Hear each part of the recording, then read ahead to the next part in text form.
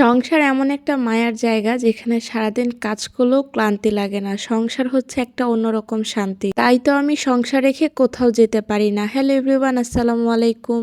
শীতের সকাল, চারপাশে অনেক কুয়াশা, ঠান্ডা পানি, তার মধ্যে সকালবেলা নাস্তা বানানো। কি যে একটা প্যারা, সেটা হচ্ছে যারা একমাত্র সকালবেলা নাস্তা বানায় তারাই বুঝবে। ঘুম থেকে উঠে আগে বারান্দায় চলে আসি, বাইরের ওয়েদারটা দেখি, তারপর হচ্ছে টোনাটুনির সাথে দেখা করি। আপনারা কি আমার টোনাটুনিকে ভুলে গেছেন? নতুন বাসায় আসার পর এখনো টোনাটুনিকে দেখাই নাই, তো আজকে দেখিয়ে ফেললাম। তারপরে তো ডিম পোস্ট করব।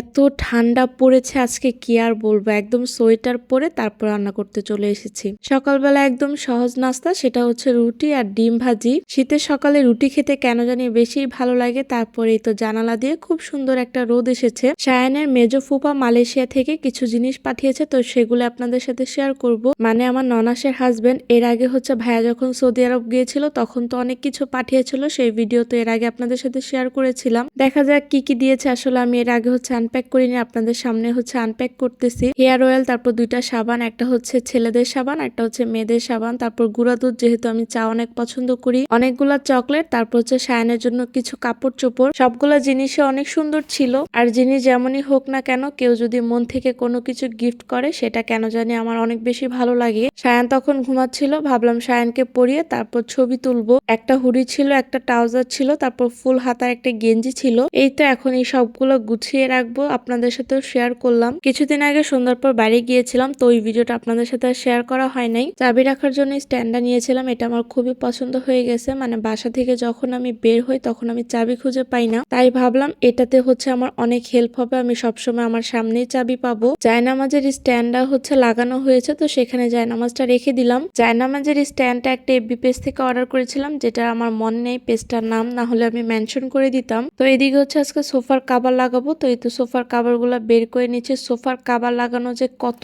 প্যারা আজকে আমি বুঝলাম। মানে এক পাশ দিয়ে লাগাই মনে হচ্ছে এই পাশ না ওই পাশ, মানে খুঁজেই পাচ্ছিলাম না যে কোন পাশে লাগাবো। কারণ এর আগে হচ্ছে যে পেজ থেকে সোফার কাভার অর্ডার করেছিলাম তারা একদম সোফার কাভারটা লাগিয়ে গিয়েছিল, যার কারণে আর হচ্ছে আমার লাগানো হয় নাই। এই তো কাভার লাগানোর পর সোফাগুলো কিন্তু দেখতে সুন্দর লাগতেছে। মানে কাভার লাগালে দেখা যায় কি সোফাটা নোংরা কম হয়, যেহেতু বাসায় ছোট বাচ্চা আছে। আমার কেন জানি সংসারে কাজ করতে অনেক ভালো লাগে। যেদিন কাজ করি সেদিন সব কাজ একসাথে করে ফেলি। আমার কেন জানি সংসারে কাজ করতে একদমই বিরক্ত লাগে না, সব সময় গুছিয়ে রাখতে অনেক ভালো লাগে। সবকিছু পরিপাটি সুন্দর করে গুছিয়ে রাখতে কেন জানি আমার অনেক বেশি ভালো লাগে। মানে আমার অগোছালো একদমই পছন্দ না। কিচেন র্যাকটাও ভালো করে এই তো গুছিয়ে নিলাম। এখন সায়ানো ঘুম থেকে উঠে গেছে, আর এখন হচ্ছে কাজের আপা আসবে। আপা আসার আগে আমি ফার্নিচার সবকিছু মুছে ঝেড়ে তারপর রেখে দেই, যাতে সে ঘরটা সুন্দর করে ক্লিন করে যেতে পারে। তারপর সব কাজ শেষ করে চা বানিয়ে খেয়ে ফেললাম, কারণ আজকে সকালবেলা এতগুলা কাজ করেছি, চা খাওয়ার সময়ই পাই নাই। লাস্ট ভিডিওতে একটা আপু কমেন্ট করেছিল যে আপনার আগের খালাটাই আছে নাকি। না, আসলে আমার শাশুড়ি যে কাজের বুয়াটা দিয়ে গেছিল, মানে হেল্পিং হ্যান্ড যাকে দিয়ে গেছিল, ওই বাসায় থাকতে সেই আপাই এখন আছে। আজকে খুবই শর্টকাট রান্না করব, হাতে মেখে হচ্ছে কাঁচা টমেটো দিয়ে ডাল রান্না করব